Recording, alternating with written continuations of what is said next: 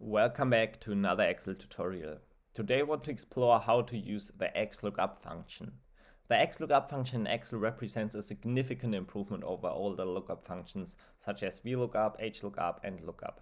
Introduced in Excel for Microsoft 365 and Excel 2019, XLOOKUP offers more flexibility, simplicity, and capabilities. It's designed to search a range or an array, find the right value, and then return a value from a corresponding range or array. Unlike VLOOKUP, which only searches in the first column of a table and then moves right to retrieve the value, XLOOKUP can search in any direction. So as you can see, the XLOOKUP functions belong to the group of dynamic array functions within Excel and searches a range or an array for a match and returns the corresponding item from a second range or array. The syntax starts by XLOOKUP, then you have to define a lookup value, a lookup array, and a return array, and everything in the brackets is optional, so you can also define a if not found, match mode, or search mode. The explanation: lookup value is the value to search for, lookup array is where to search, return array is what to return, and if not found, match mode and search mode control the lookup. If not found is the value to return if lookup value is not found. Match mode specifies the match type, 0 for an exact match, which is by default, then -1 for an exact match or next smaller item, 1 for an exact match or next larger item, and 2 for wildcard match. And the search mode, so the last part of the function, specifies the search mode, 1 for a search that starts at the first item by default, then you can type a -1 for a reverse search that starts at the last item, 2 for binary search that assumes the data is sorted in ascending order, or -2 for binary search that assumes the data is sorted in descending order. So I would say we just start by an example, and as you can see, I have an order ID right there, which is order ID from row ID 3, and I want to get the sales value for this order because my boss wants to see the sales of this order.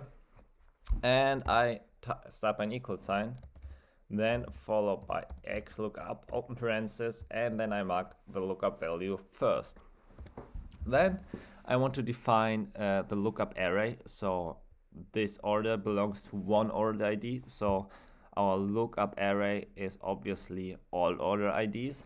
And then I want to get the sales. So I mark my sales column. This is the return array. So what should be returned when this key is found inside the lookup array? Then please give me the return array.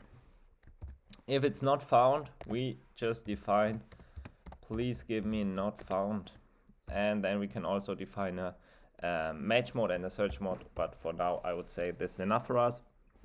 I hit enter, and just by magic we get to 300. Why do we get to 300? Because, like I said, this order ID is in row ID 3, so Excel finds it within order IDs and then will return the value 300 because this, wait, I can show you, this part is the return array. And if I now change this order ID to something that we don't have, for example this, then it will give back not found. This is the optional part, if not found, and we defined that if Excel couldn't find this order ID in the lookup array, then please give us back not found. And we can also use it like a search engine. If we just, for example, get any order ID, then as you can see, it will give us the corresponding sales. I can also try it out with the last one, just copy and paste it, and we get to 900. So you can also use the XLOOKUP function like a search engine within your Excel. And we can do the same, for example, with the quantity or the order date. So we just have to always define a search key, and for the search key I would always go with an ID or anything unique, because otherwise you would you would get errors within the XLOOKUP function, so I stick to the order ID. Let's say we want to get order ID of row ID 6. All right, and then we say XLOOKUP, open parenthesis, the lookup value, our order ID, the lookup array is again our order ID column, and then we just define another return array. I don't know, for example, the order date. We close the parenthesis and we hit enter. Now we get to really weird looking number because this is in format general. We just go with the short date, and now as you can see we get the last day of June 23, and it belongs to the order date, so it seems to be correct.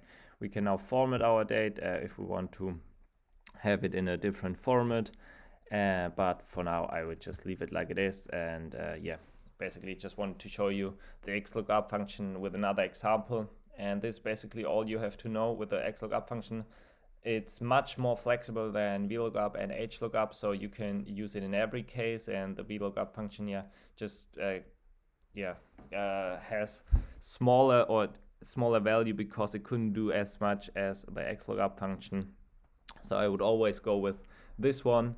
And yeah, if you have questions, please comment down below. I will answer to it. And then I would say see you in the next video. Don't forget to leave a thumbs up and a follow if you like the video, and see you then.